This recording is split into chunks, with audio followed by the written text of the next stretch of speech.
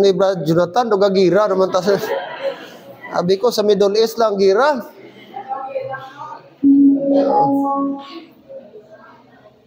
Ulbaan, mata sini daw, daw may sumigabo nga bomba.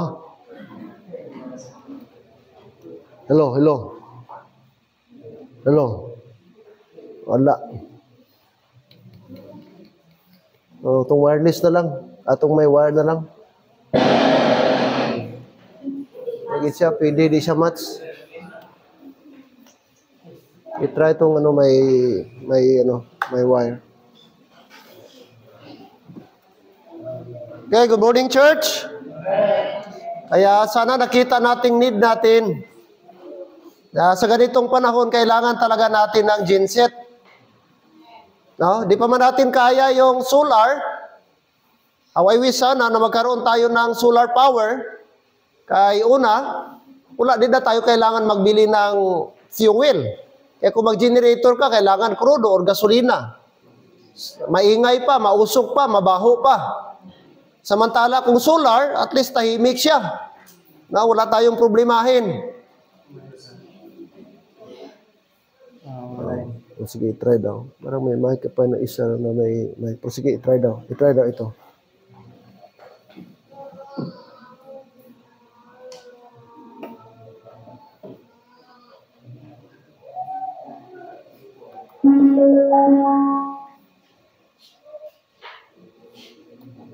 Wala. Walang power tan.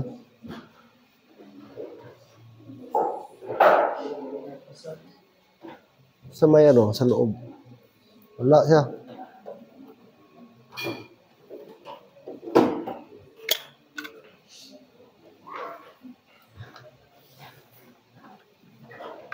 May extra pa battery dito. Pangitaan, extra battery. Wala, lubat na siguro. Okay, sige. Kaya parang masyado tayong madili. No? I wish na na-prepare sana siya earlier. Okay, tayo po tayo please. Sandali lang. Galatians chapter 6.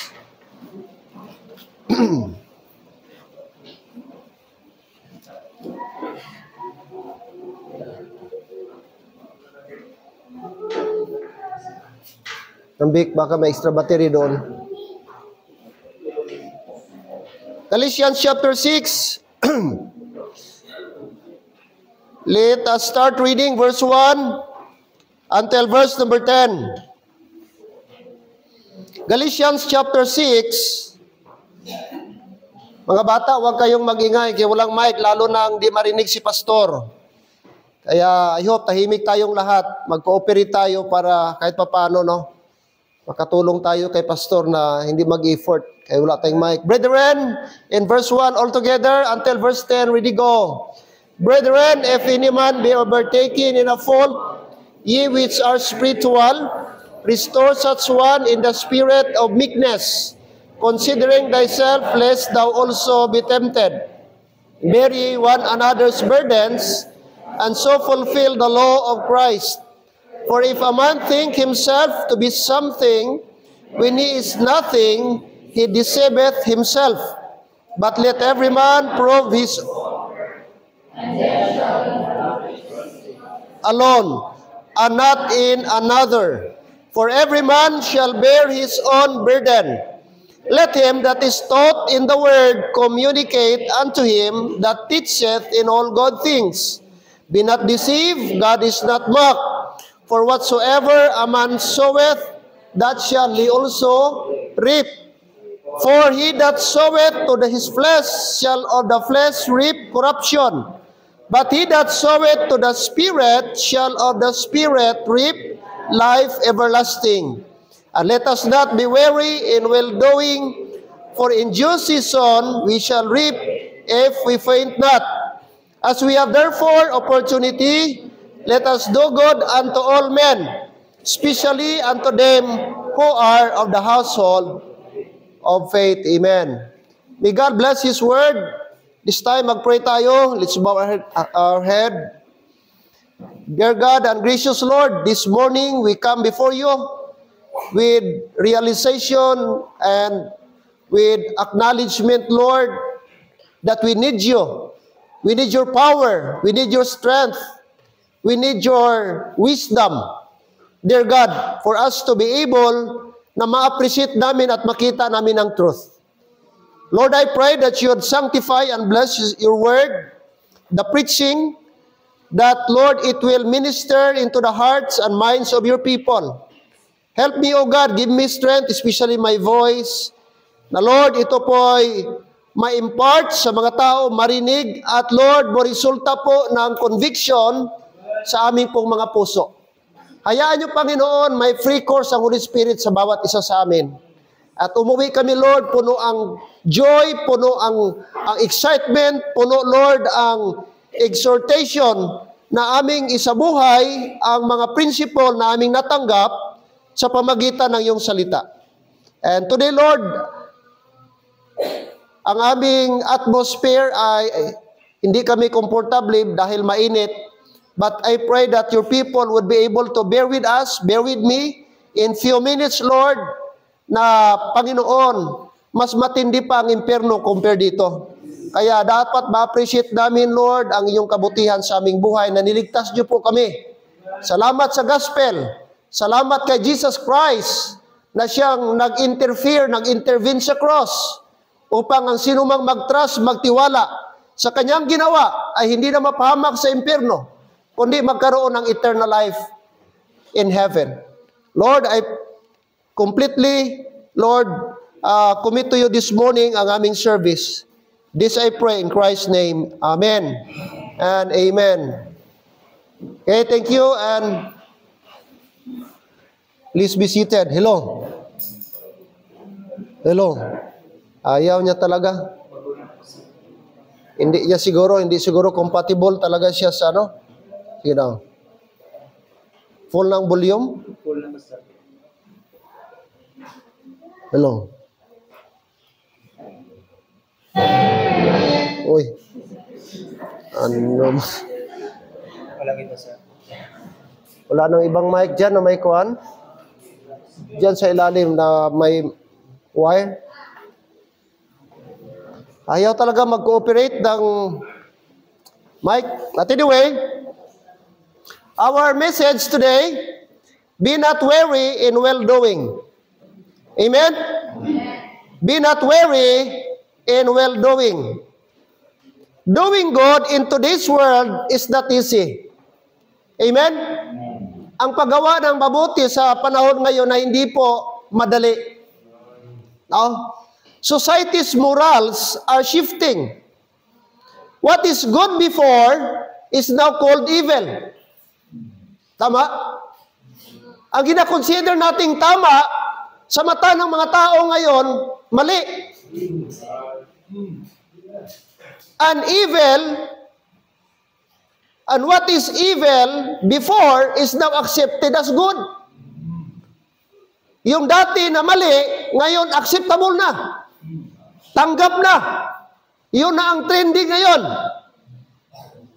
Okay? Kakalungkot, mga kapatid, baliktad na ang mundo. Ang i-consider sa Bible tama, mabuti, righteous, sa ibang mga tao, mali. You know what? Ano ngayon ang month of June? Tinawag ng mga LGBT na Pride Month. Pride Month. Imagine mo, nasa tao talaga ang pride. And very proud sila na naging member sila dyan sa ganong community, mga kapatid. Accepted as good. There is crisis in life. Many are focused only on survival, leading to compromise, even among believers. Ngayon ang mindset ng tao ngayon, survival. Basta mabuhay. Basta Thank you, Sir J.M.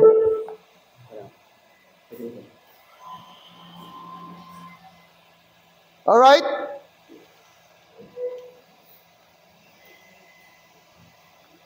Some Christians grow weary, neglecting church, Bible reading, prayer,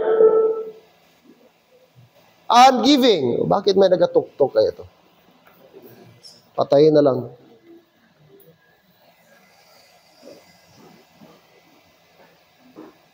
Some Christians grow weary. In what area sila nag-weary? Neglecting church. Maraming mga Christians ngayon na ang pagpunta ng church optional na lang.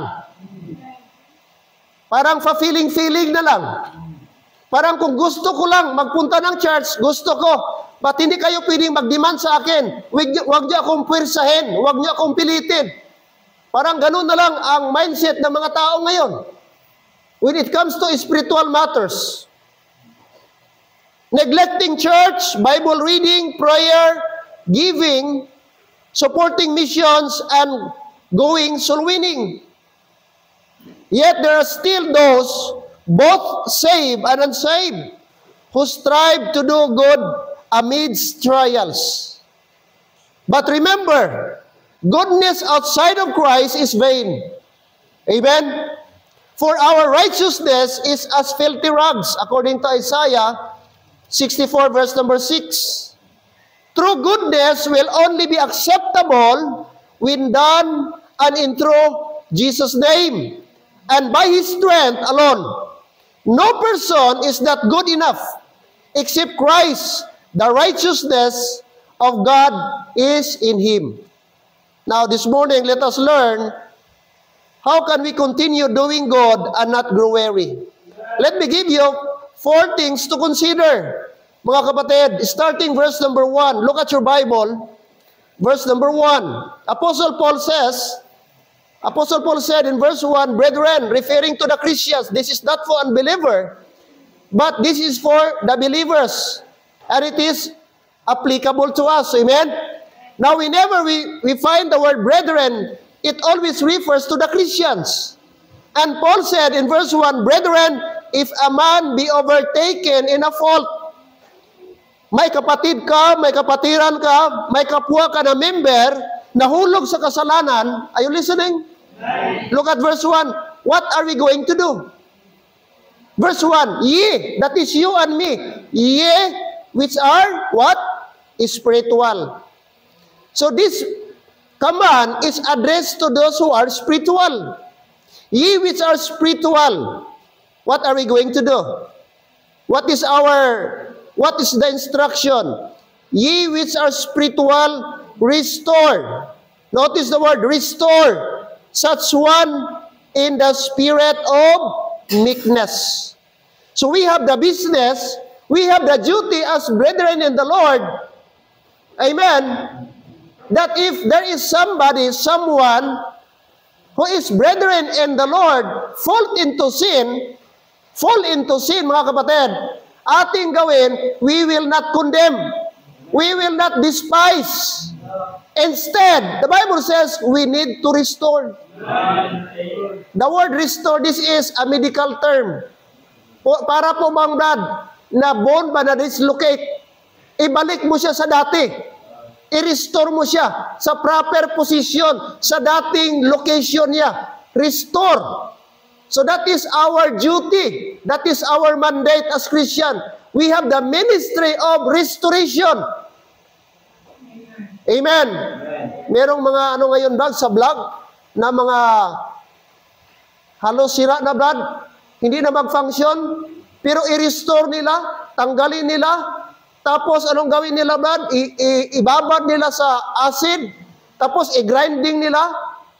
At na-notice nyo ba ang kalalabasan as if parang original? Nakita nyo yan? Napansin nyo yan sa mga na mga knife, mga motor, mga guns, o anything brad na sabihin mo parang wala ng kwenta, bakit nag-ano pa ng oras, nag-invest pa ng panahon, pero makita mo ang result mga kapatid, napakaganda. So ganun din po na senaryo sa ating Christian life. Kung meron na tayong kapatid na nanghihina o nahulog sa kasalanan, tayo na spiritual, ang duty natin is to restore. Bakit i-restore natin? Tapos ano ang basis ng restoration? Mga kapatid, is that the spirit of meekness. Number 1, apat lang po ito. Number 1 mga kapatid, is that the precaution of doing good. There is a precaution. There is a warning. In verse number 1, again, look at your Bible. Ye which are spiritual, restore such one in the spirit of meekness. Okay? What is the kind of spirit, Brad, na gamitin natin? The spirit of meekness, not the spirit of pride, not the spirit of jealousy, but the spirit of meekness. Dapat tayo din, ang ating approach ay hindi, mga kapatid, na i-condemn natin. Nagkasala na, nanghina na, nagluya na, tapos i-condemn mo pa. No! Hindi, atin siyang akayin, atin siyang alalayan, atin siyang i-pray, atin siyang bisitahan. That is the kind of spirit na gusto ni Lord i-practice natin bilang member sa body of Christ. Hindi natin duty, Brad, mag-criticize. Ayan, Mirise. Dapat lang yan sa kanya kasi ganyan yan siya. Hindi yan spirit of God. Hindi yan spirit of meekness. Kasi ang sabi ng Bible, in the spirit of meekness. And remember, Brad, what is the warning? Look at the precaution. Look at the next phrase. Lantawa. Here's the warning. Such one. Restore such one in the spirit of meekness. And here's the warning, Brad. Considering. Notice this word, phrase, considering thyself, ikaw po yan, ako po yan, yung thyself, lest thou also be tempted. Ito ang warning, ito yung precaution, na huwag kang maging proud, huwag kang magsabi na mas superior ka, mas spiritual ka sa isang tao na nahulog sa kasalanan.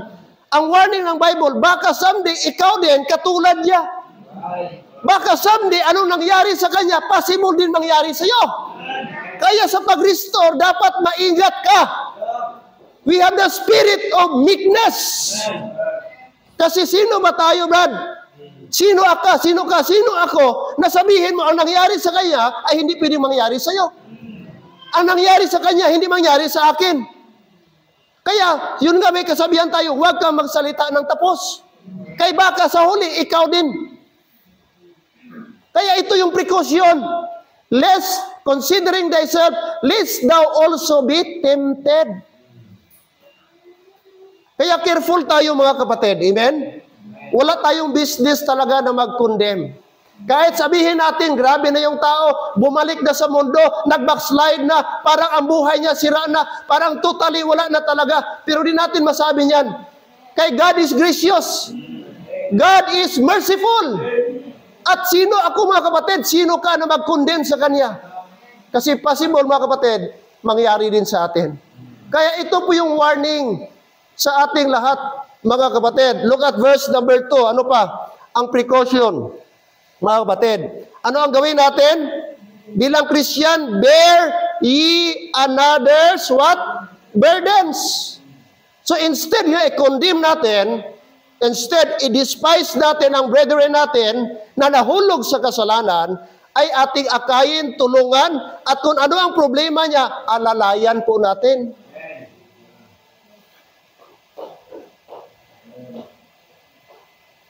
Ang bear ye another's burden, parang principle yan ba? Nakita mo yung isang tao na may bit-bit na mabigat, tinulungan mo, gialalayan mo. Okay? Kung halimbawa, isang tao may bit-bit na truso o malaking lag. Nakita mo na halos pagtayo niya, di niya kaya. So, nilapitan mo, tinulungan mo, at gialalayan mo, at dalawa kayo nagdala. Yun ang principle sa Bible. Bear ye one another's burden. Ibig sabihin, ang weight, ang gravity na mabigat para sa kanya, na-distribute sapagkat tinulungan mo siya. Yun ang ating duty. As a Christian, bearing one another's burden. Magtulungan tayo sa pasanin. Amen. Yung pasanin ng kapatid mo na mabigat, tulungan mo para maibsan ang bigat. Amen. Hindi na nabigatan na idiin mo pa ang bigat. Hindi yon Christian way. Hindi yon biblical way. Kaya nga, it's better mga kapatid, kung may nakasala man, Brad, ipag-pray lang natin yan. Sis, ipag-pray natin yan. Huwag nating imaritis. Huwag nating sabihin sa iban. Kasi ang pagdagdag mga kapatid, ang pagsabi mo, pag-inform mo, pagwaragwag mo sa iba, nagdagdag ka sa bigat ng iba. Kung may problema ang simbahan, huwag mong sabihin sa ibang simbahan. Kung may problema sa loob, atin lang yan. Walang kinalaman ang mga unbeliever yan. Hindi nila maintindihan yan. Ang sinisira mo ang simbahan mo pag sinabi mo sa iba. You are not bearing another's burden. Sabi ni Lord, magdala kayo, bearing another's burden. Look at verse 3. Yung tao, mga kapatid, yung tao na hindi marunong mag-bear another's burden, yung tao na hindi careful, anong attitude? Verse number 3. Anong sabi ng verse 3? Let us read. Ready? Go.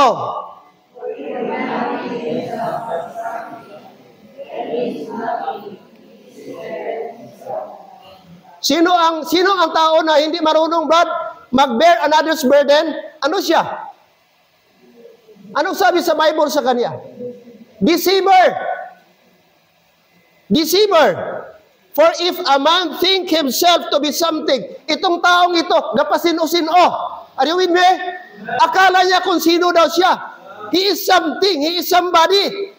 Na akala niya strong na siya. Akala niya di din siya mahulog. Akala niya, kapatid, hindi din siya mabigatan. He is thinking that he is something. But in fact, sabi ng verse number 3, for if a man think himself to be something, that is an arrogant person, when he is nothing. But ang realidad, ang totoo, wala siyang alam. He knows nothing. But anong tawag sa Bible, Brad? He deceiveth, sino? Ibang tao? Ang pastor? Ang church? No, himself. Wala siyang ibang i-deceive, kundi ang sarili niya. So yung taong arrogante, para mga kapatid, wala siyang ibang i-deceive, kundi sarili niya. Kasi ang tao na arrogante, nagpaka as if, but in reality, hindi siya. Oh? Nakuha niyo? Ang sinabi ni Paul, oh, mga kapatid. Kaya mag-ingat po tayo. And another warning, look at verse number 7. Look at verse 7. Continuation, mga kapatid. Sa verse number 3, be not deceived. Amen? Huwag kang magpalinlang. Why? Be not deceived. Or what? Be not deceived. God is not mocked. Take note, God is not mocked.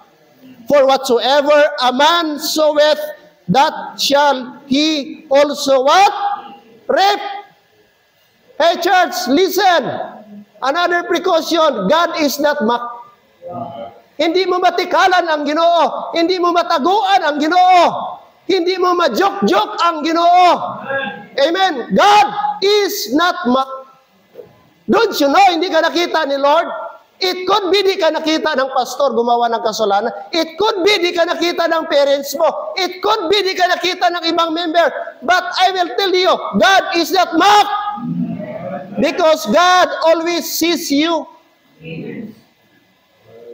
Nakita ka ng Diyos.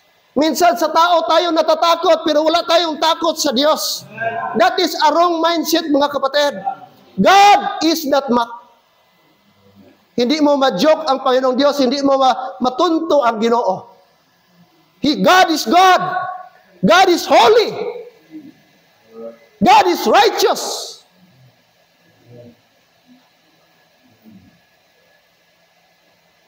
Amen. That's why there's a warning to all of us that, mga kapatid, we need to consider God is not mocked. Okay? Number two, not only the precaution of doing good. Na dapat mag-ingat tayo, kapatid. Dapat ang ating spirit is the spirit of meekness. And dapat meron tayo, mga kapatid, heart na mag-restore. Heart, mga kapatid, na mag-follow up. Heart na mag-pray sa mga erring brother. Take note, we are brothers in the Lord. We are sisters in the Lord. So kung meron man ang hinang, kapatid, dapat atin silang alalayan na makabalik sila at ma-restore sila sa paglilingkod sa Panginoon. Amen. Alright, number two, not only the precaution of doing good. Number two, the principle of doing good.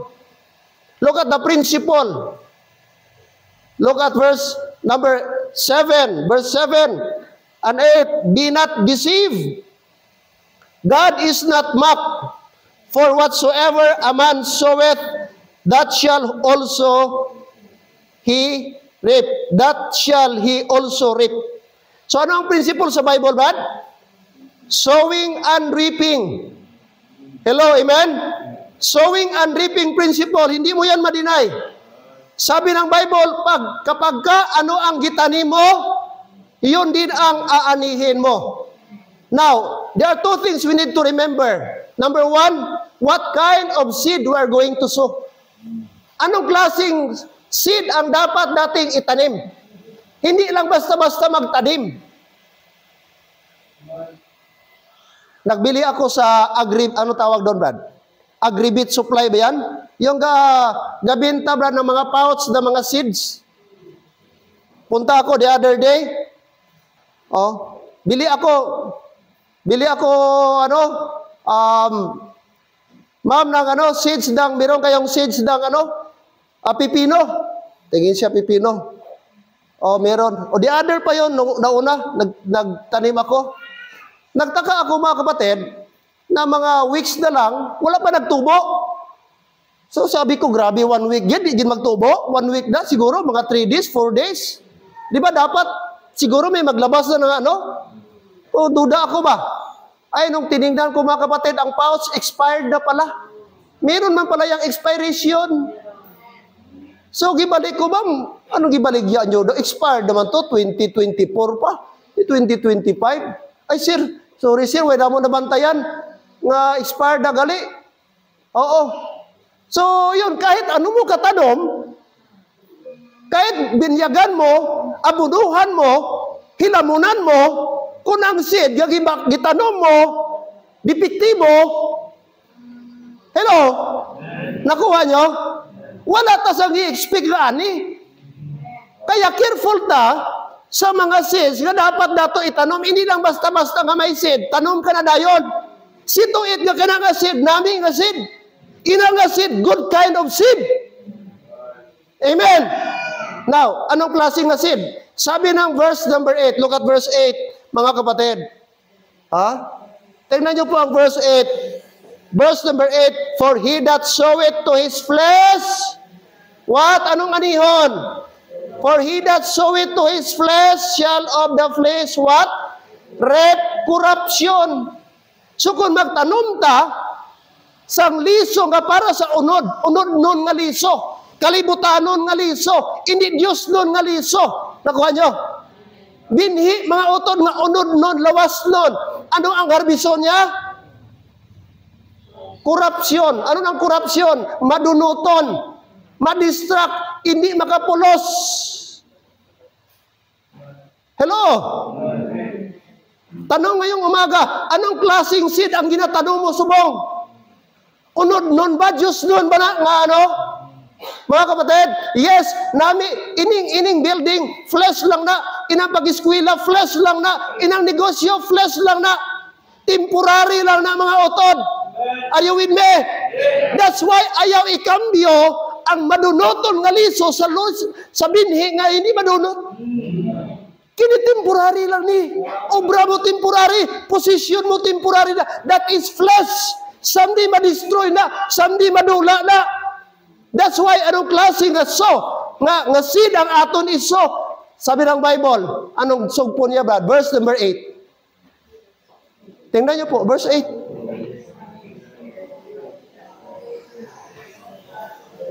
For he that soweth to his flesh shall of the flesh reap corruption.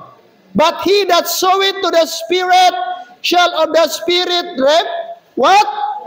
Life everlasting. Amen. Life everlasting. So duha gali ka klase ang liso ba tawag diri? Binhi. Binhi ba ka ng seeds ba? So duha ka klase gali, mamili ka. Ano nga binhi imo ginatanom? Ano ginatanom ta everyday? Katubang binhi subject for corruption o tong binhi na subject for life everlasting. Pariho lang ko na. Pag magamit ang tao tarpaulin, wala na bini. Nag-graduate. Amen? Nag-graduate sa kurso o nag-graduate sa kalibutan. O din ka dira.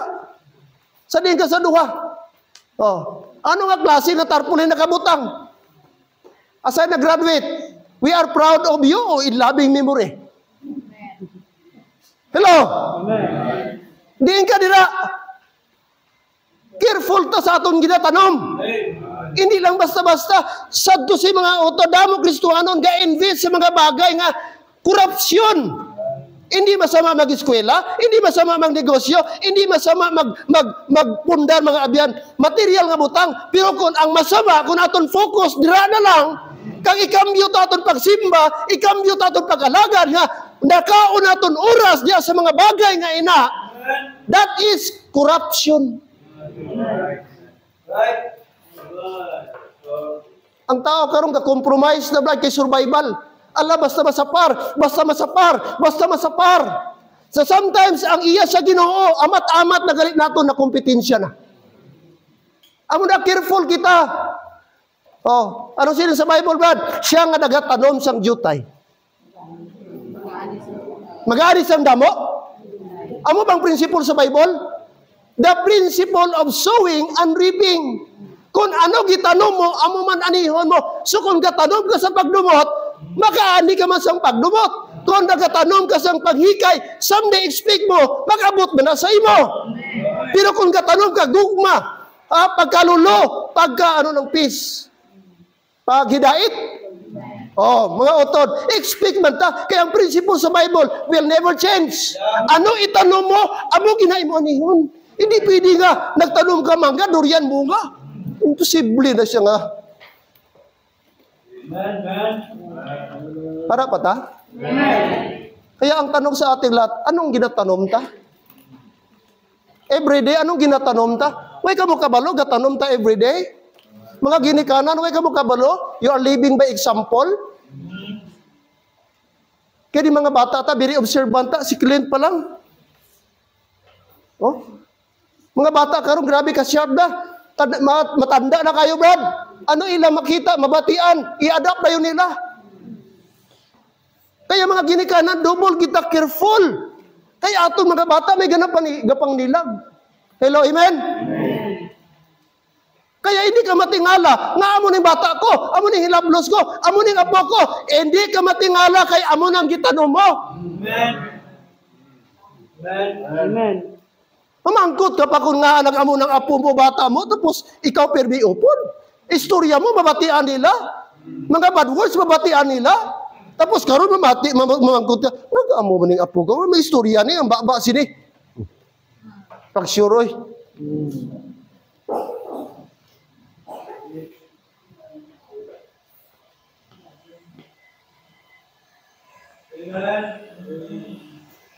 The principle of doing good. Okay?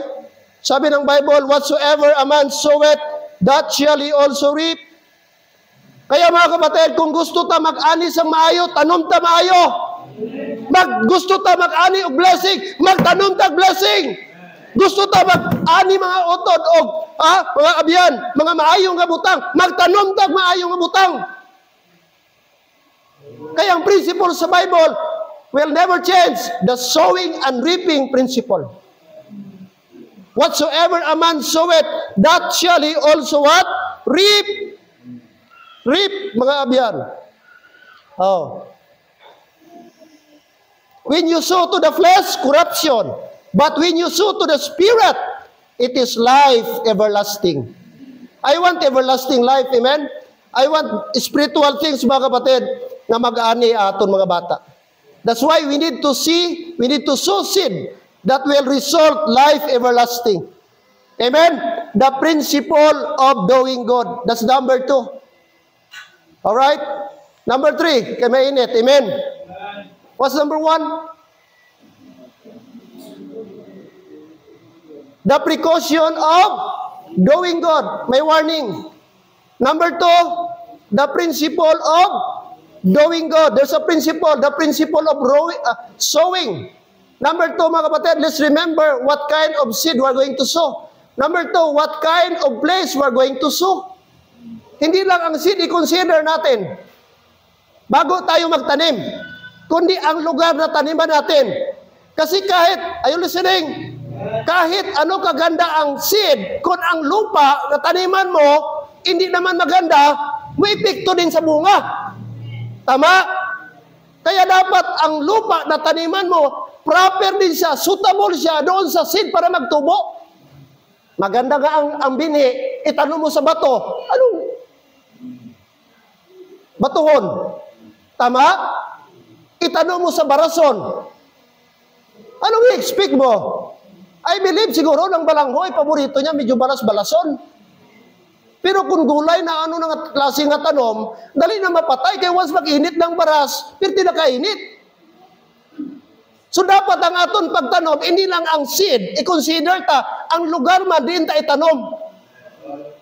And that place, mga kapatid, the best place na dapat magtanom ta sa maayong nga butang is in the church. Amen. Kung ara gahimo ta sa butang sa guwa, nga ani ta himuon sa para sa Ginoo. This is the best place, mga kapatid, nga mag-invest ta. This is the right place, the proper place. It is the house of God. Hello?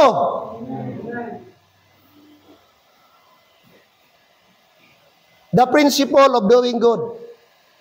Number 3. The third one, mga kapatid, look at verse 9. At very famous ito sa ating lahat. Minsan dito tayo nakafocus. Pero part lang ito, mga kapatid, sa chapter number 6. Familiar tayo, verse 9. Here is the exhortation. And let us not be weary. Amen? And let us, tayo po yan, let us not, sa mga Christian, let us not be weary. What is the word weary? Faint-hearted or disheartened, discouraged, or don't lose hope. That is the word weary. And let us not be discouraged. Let us not get faint-hearted. Let us not be lose hope. That is the word. And let us not be weary. In what area? In well-doing. Very specific. Kasi may mga tao din na masigasig sila. Very active sila, but not in well-doing. Are you with me? May mga tao na very active sila but hindi in a proper way, not in a godly way. Pero sabi ng Bible, verse number 9, let us not be weary in well-doing. That means God's will, things that pleases the Lord, things, mga kapatid, na mag-glorify ang ating Panginoon. Let us not grow weary in well-doing. For what? Here's the promise. For in due, amen, that means in due season, in perfect time, in right time, in due time. The Bible says, for in right time, in due time, we shall reap if we faint not. Amen. So what's the third one? The prompting and promise of doing good.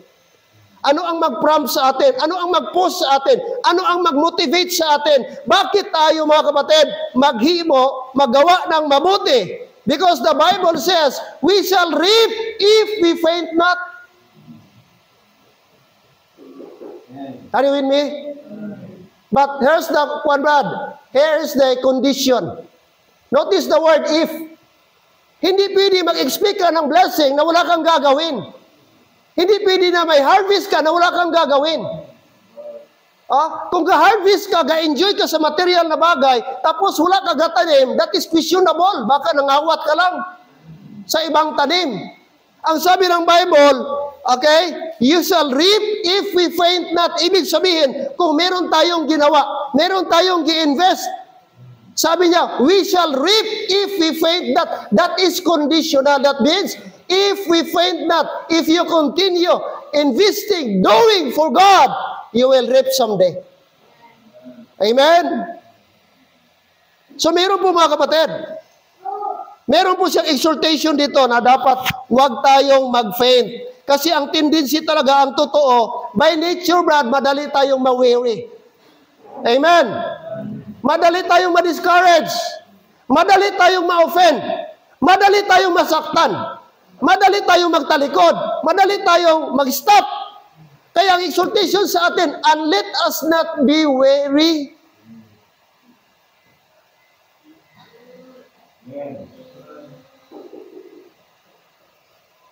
Nature sa tao, Brad, takaanon. Yes or no?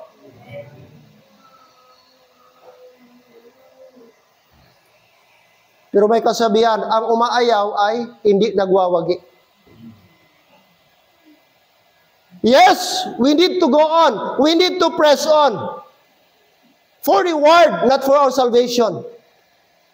So church, here's Apostle Paul. Let us not be weary. Kaya Christian, hey, listen. Alam ko, familiar tayo ngayon.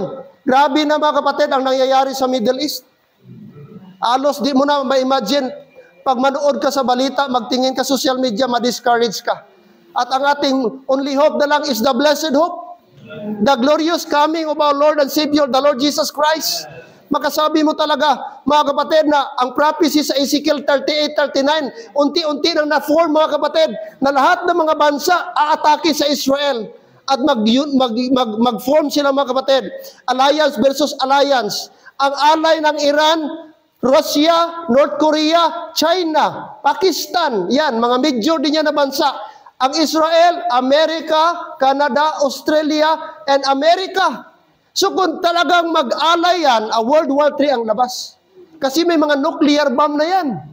Ito, gina-anticipate nila na hindi daw ang Iran, gina-stop nila na magkaroon ng nuclear program. Di nila alam, itong mga bansa na ito, ang daming nuclear. Ang Amerika, 5,000 plus nuclear bomb. Ang Russia, 5,000 plus nuclear bomb. And don't you know, pwedeng mapanas ang buong Pilipinas sa isang bomba lang. Ganon katindi. Mga kapatid, mas 10 times pa sa atomic bomb. Ganon katindi, mga kapatid, ang nuclear bomb. Very dangerous, mga kapatid. At once iano yan, talagang mapulbos lahat ng madaanan, mapulbos talaga. In a blink of second. Ganon katindi, mga kapatid. Kaya grabe na ngayon. Kung titingnan mo ang balita ngayon, di pa tapos ang Ukraine, Russia. Andito na naman. Ilan ang gira ngayon ng Israel? Gaza di pa tapos. Tapos may Lebanon sila. Mga Hezbollah. Merong Yemen, mga Houthi. Mga kapatid, ngayon naman Iran. Tapos ang Iran ngayon. Ano tayo, mga kapatid? Paralyzed tayo. Bakit? Ang Iran, isa sa pinaka-major supplier po ng oil. 40%, mga kapatid, ang crude galing sa Iran. Sila ang pinakamalaking manufacturer ng source po, mga kapatid, ng fuel.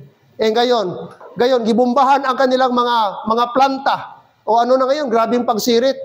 At ngayong Martes na naman, almost 4 pesos ang i-increase naman per liter.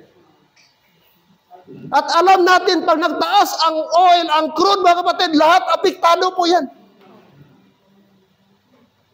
Expect tayo, mga kapatid, palala ng palala. Amen? It's not getting better, mga kapatid, palala ng ating sitwasyon ngayon. Kaya tayo, kumustahin natin ang ating Christian life. Panahon pa ba ito tayo magpaluya-luya? Time pa ba ito na magpa-discourage tayo? Time pa ba na dapat tayo bisitahan? No! Tayo na dapat mag-ano sa ating mga pamilya, encourage ating anak, ating mga husband na lapit na magbalik Ginoo. Magbalik na ta sa Ginoo na simba ta mga anak. Dapat ganun ang ating motivation. Any day from now, any moment from now, pwedeng mag-rapture. Tanong, are you saved? Are you really saved? Kapatid, hindi joke.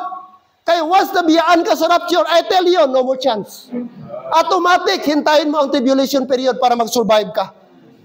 Kaya sorry to tell you, kung gi-joke-joke mo ang salvation mo, mga kapatid, walang matulong ibang tao. That is your personal transaction with God. Before, kapatid, it's too late. Baka ga-assume ka, gasimba ka perme, save ka na. Baka tungkol si mama, baptist si mama, save ka na. Si papa, baptist. Permi ka punta sa Baptist Church, save ka na. Sorry, mga kapatid, you are not saved.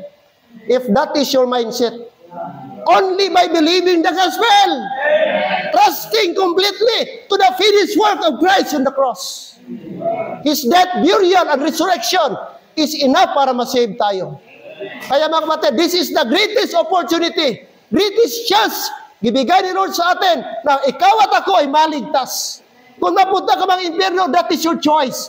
Because si Lord nagbigay na ng chance, napakalaking grace, na tayo'y lahat maligtas, mga kapatid.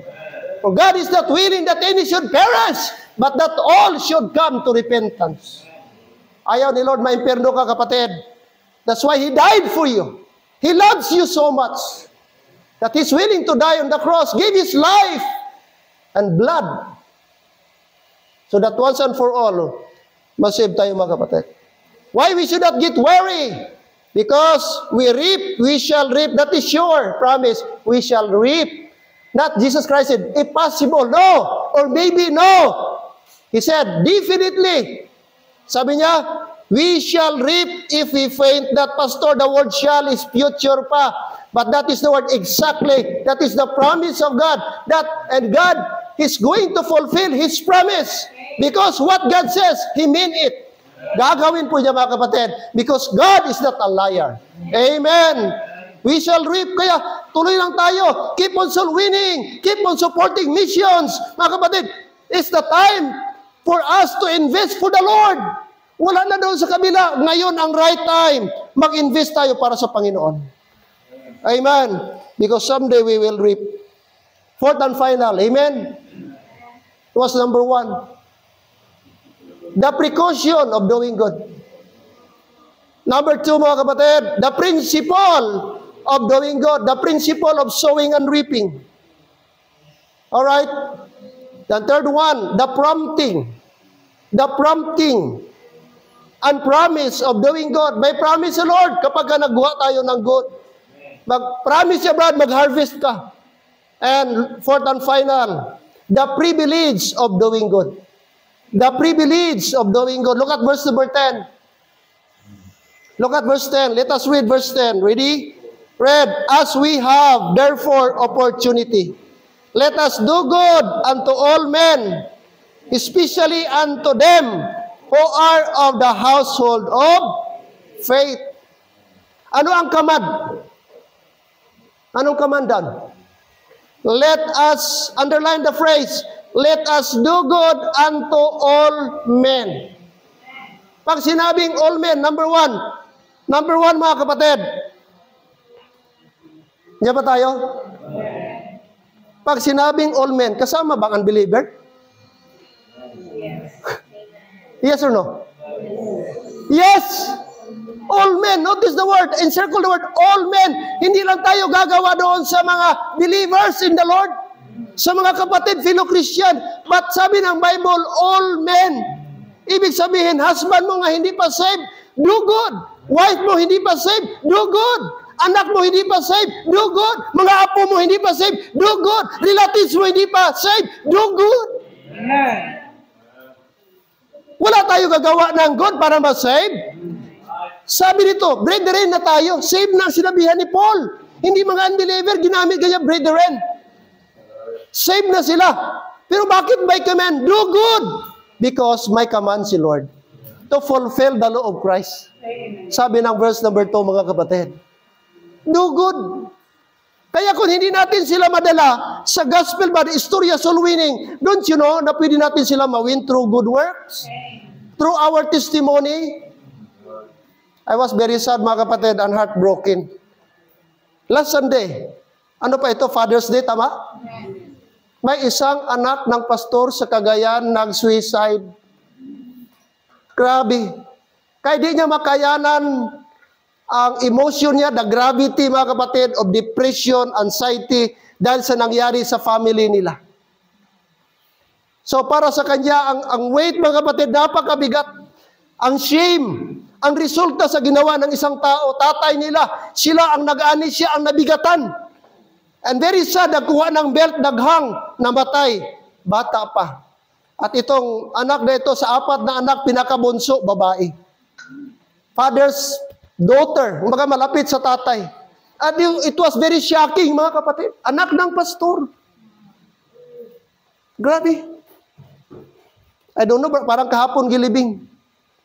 Anak ng pastor. Kilalang pastor. Ang tatay nakulong. Pastor ito nakulong. Dahil sa kasong murder. Grabe, mga kapatid. Nagbigti. Napakagaling magkanta. Mga kapatid, every Sunday, lumaki na bata sa ECA, kasi may ECA sila. Talagang well-trained na bata, napaka-bright ang future, mga kapatid. Pero sa isang iglap. Kinuha niya sariling buhay. Kaya mga tatay, be careful man sa ating action. Kaya take note sa ating maling action ba, hindi lang ikaw ang mag-suffer. Pati pamilya mo, mga anak mo, apektado. Kaya akala mo gagawa ka ng kasalanan, walang epekto sa ibang tao, mali. Every time gagawa tayo ng hindi mabuti, it could affect sa ating anak, asawa, mga kapatid, sa ating church, it could be sa ating community. Very sad. Di ko maintindihan ngayon ang feeling ng nanay. Ang nanay naman, ang husband mo nasa kulungan. Tapos anak mo ngayon namatay. Hindi lang basta namatay, nagbigti pa. Grabe. Mga kapatid. Kaya ang panahon ngayon, grabe na si Satan. It's getting worse. Naga-wild na talaga si Satan. Kasi alam niya, limited na lang talaga ang time niya. Just little time, mga kapatid. Kaya pag di tayo careful po, possible tayo, mabiktima tayo ni Satan. Di na mabiktima ating soul kasi saved na tayo. Sealed na tayo with the Spirit of God. Pero pwede tayo ang ating testimony, sirain niya. Nga di ka na epektibo sa Christian life mo. Kahit anong invite mo. Tingnan nyo sila at anong nangyari. Grabing invite niya sa kanyang umagad. Punta na kayo, sama kayo dito kay susunugin na ng Diyos. I-judge ito ni Lord ang city. And the only way makasurvive tayo, mag-escape tayo. Pero ang ginawa sa mga umagad nila, pinagtawanan lang siya. Sapagkat sira na ang kanyang testimony.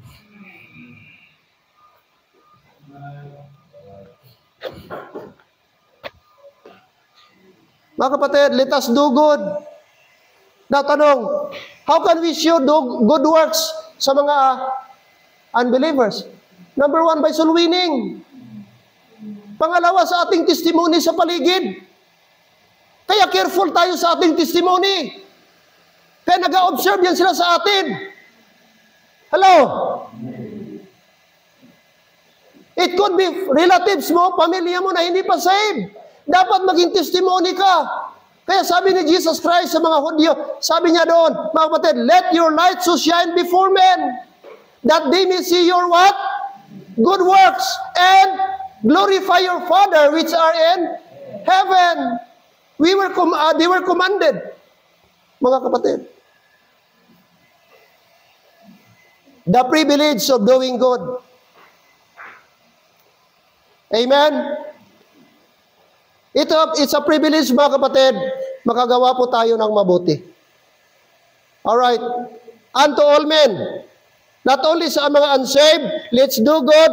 Look at verse number 10 again. As we have therefore opportunity. Notice the word opportunity. As we have therefore opportunity, let us do good unto all men. At merong karugtong, especially.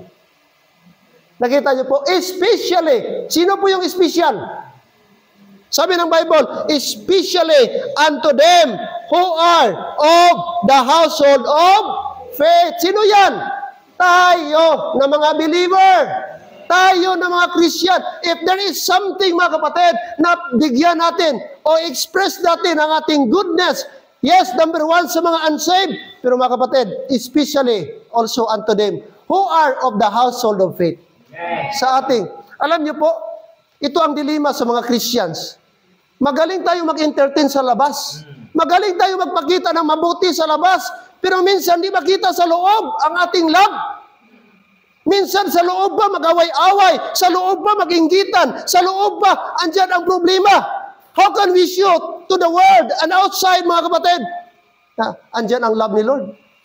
Kung sa simbahan may away-away, kung sa simbahan may mga hikay-hikay, kung sa simbahan may mga kung ano-ano pa na hindi dapat. No! Dapat sa simbahan manggaling ang real love. Dapat sa loob manggaling ang real, mga kapatid, na nagiging forgiveness, nagiging forgiving tayo. Hypocrite tayo, mga kapatid. Right. Amen? Maayo ta mag-istorya sa sa ibang tao, very considerate ta, very compassionate ta, pero pamilya nato. Sa sunod sa simbahan, hindi ta compassionate, hindi ta forgiving, hindi ta considerate. Amen. Sabi ng Bible ba, especially in the household of faith. Kaya dapat dito sa ating church, tayo ang role model. Para paglabas natin, makita, namiyan ko sila sa ila. Diya sa Liberty kay, ara gina ng pagpalanggaanay. Sila nag-iintindihanay sila, gaisa sila. Ara ang unity sa ila. Mga nanay, ara ang unity. Mga tatay, ara ang unity. Mga young people, ara ang unity. Dapat ganun ang loob ng simbahan. Makita ang Christ-likeness, makita ang karakter ni Kristo.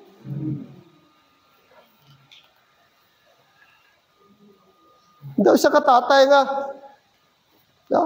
pag bisyo gani, perti kaaluan. Prip, kulang. Ti ano ni?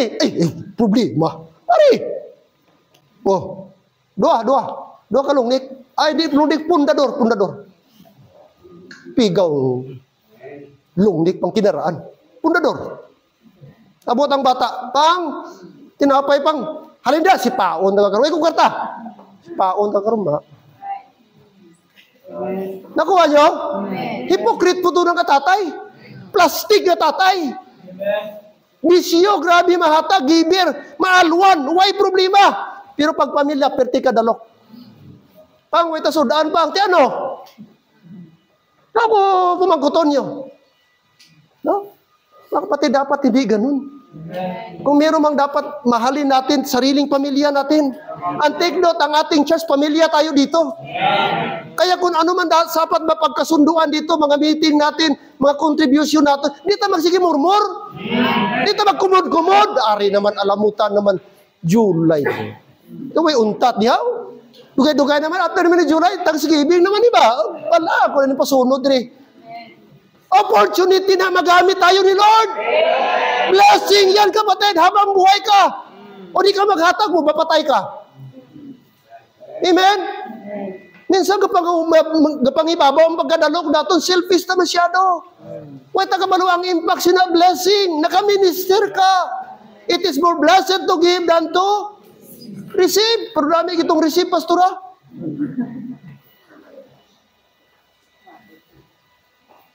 Migo pa ta? Sino magwali sa inyo? Ako man pastor nyo. Amen? Para sa atin ito, especially, sabi ng Bible, let us do good unto all men. Kapatid, girimahin tayo, gagawa tayo ng mabuti. Yun gani, pag namatay ka, anong maiwan sa'yo? Pero mawala yan. Ang memory. Kaya in loving memory, ano ang nanatili? Memory. Tanong, anong memory giiwan mo? Sa buhay, ini napatay ni Ninang ko ba yan eh? Pero ba, grabe si Ninang. Napatay na lang ni, wag hindi kahatag sa ako sang regalo ba? Ote, lipay kasi na. Memory mo, kambalo ka, kuripot. Ikaw, Ninong ko rin, pero magtabuanay kami sila sa KCC, likaw mo to. Memory mabilin. Sana ang memory na maibigay natin, maiwan, maganda. Hindi man tayo perfect, pero at least man lang may matandaan sila ba? Ngayon nga tao, manghinayang malang sayang napatay, di ba? Is ang mabuot nga tao, namin di magsaot sa ito ba? Imprado pag ikuha sa Ginoo. Saot to, okay na to. Hindi na itong saot. Magaling ito magsulwining. Amen? Magaling ito magturo ng mga bata. Kapatid, buhay natin short lang. Amen? Let us do good. Amen? Let us do good. Hindi natin alam, next year, buhay pa tayo. Anong magawa natin pa kay Lord? Why not today? Magkaroon tayo realization, Lord, help me to do good. Help me to follow your will. Help me to get right with you today. Kung ating puso di tama, why not itama natin today? Amen? Mga kapatid, let us do good unto all men. Every head bow, every eye closed, tayo nag-pray. Panginoon, salamat po, Lord, sa short reminder binigay niyo po sa amin. Sa apat na principle sa Bible, salamat, Lord, may caution kami, na-warn kami. Lord, dapat mag-ingat kami. Na kung may kapatid kami, Lord, nahulog sa kasalanan, ng hina, nag-backslide, tumalikod sa Panginoon, ng lamig, aming gagawin, hindi namin i-condemn, hindi namin i-despise, hindi namin i-criticize. Instead, Lord, i-restore namin. Lord, because that is our duty, that is our role and responsibility as a Christian. If there is erring brother, puntahan namin, i-pray namin, encourage namin. Lord, ikaw mismo, Lord, nung ang 100 sheep na wala ng isa, iniwan mo ang 99, hinanap mo ang isa, Lord, sapagkat mahalaga ang bawat isa. Kaya sana sa aming church na ito, help us, Lord, give us that kind of spirit, give us that kind of attitude, na may compassion kami, may concern kami sa bawat isa na nanghina na kapatid namin. Kaya Lord, also, ang principle, Panginoon, na kung magtanim kami ngayon ng mabuti, magtanim kami ng encouragement, someday encourage din kami. Magtanim kami ng pagmamahal, expect kami, Lord, mamahalin kami. Nagtanim kami ng peace, aani din kami, Panginoon. Because that is the biblical principle of the Bible. And Lord, above all, I pray, O God, na sana po, Lord, ay, Panginoon, magpatuloy kami. Gawin namin ang privilege to do good unto all men. Salamat for this morning. Lord, sana makita sa aming loob ang real na love, genuine love. Hindi hypocrite love, Lord. Hindi superficial, Lord, na greetings namin sa bawat isa. But talagang totoo na, Lord, ang aming pagkakapatid dito, not, Lord, beyond blood, but it is, Lord, spiritual brotherhood. Spiritual sisterhood, Panginoon, because we are one in Christ. We have one Heavenly Father, and we are children of God. And children of God is children of light. Kaya dapat, Lord, makita sa amin ang genuine love. Maraming salamat. Be with us. Salamat, Lord, for these brethren. We pray for them who are not around. Brother Michael Marbibi, we miss him. Hoping, Lord, makasama namin in the few Sunday, sa coming Sunday. We pray, Brother Michael, magapagal. We even pray for Brother Ariel. Lord, touch his heart na makabalik sa Panginoon. Ang mga absent ngayon, Sister Geraldine, sila Naisi, and the rest, Lord, aming mga nanay. Lord, I pray, patuloy mo kaming painitin, Panginoon. We know na ang iyong pagbabalik, Lord, the rapture is very soon na. What is happening right now, Lord, ay patimaan na talaga, Panginoon, ay nandun na po, Lord, kami sa mga last days. Kaya dapat pa kami, Lord, maging mainit, na maging, Panginoong Diyos, consistent sa aming service sa inyo. As you bow your head and close your eyes, don't wait ang piano. But if God is talking to you through the message, mga kapatid, enough na po, mga kapatid, na na-remind tayo. At nakita mo yung sarili mo, gi-encourage tayo, do good unto all men. Can we stand up and come to the altar? If the Lord speaks to you, we can come to the altar. We can pray together. Come. Let us all stand, tayo-tayong lahat. And if the Lord talks to you this morning, don't waste time. You can come to the altar and pray. We can pray together. Lord, thank you for the message. Thank you for the reminders, Lord, na talagang kami po, Panginoon, ay encourage you po na magtanim kami ng mabuti, magtanim kami ng spiritual, aani kami ng spiritual na bagay. Huwag kami, Lord, mapako doon sa mga Lord, flesh lang mga bagay, Panginoon. Help us to sow spiritual things so that mag-ani kami one day spiritual things. Because the Bible, if we will not worry, definitely there is a promise, a sure promise of God that we shall reap if we faint not. Would you like the someday mag-harvest ka? Please, yes. But you need to sow first. Magtanim ka before harvest. We need to sow. And the place for us to sow is the house of God. Amen. Amen. How about the others? You can come to the altar and pray. God talks to you.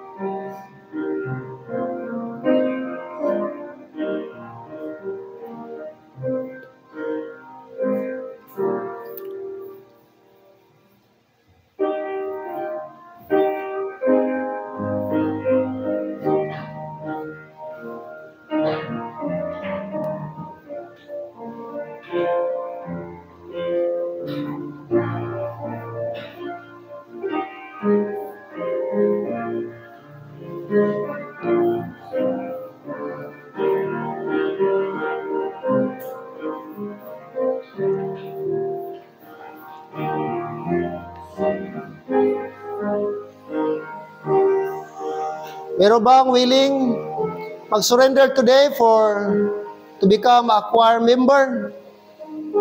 There's opportunity. This is the right time. Magamit tayo ng Panginoon para sa kanyang ministry. Salamat, may dalawa. Meron pa ba? Ang ating lakas, mga kapatid, para sa Panginoon yan, galing kay Lord. Why not? Paggamit natin kay Lord sa kanyang glory. Amen. Eternal and gracious Lord, thank you.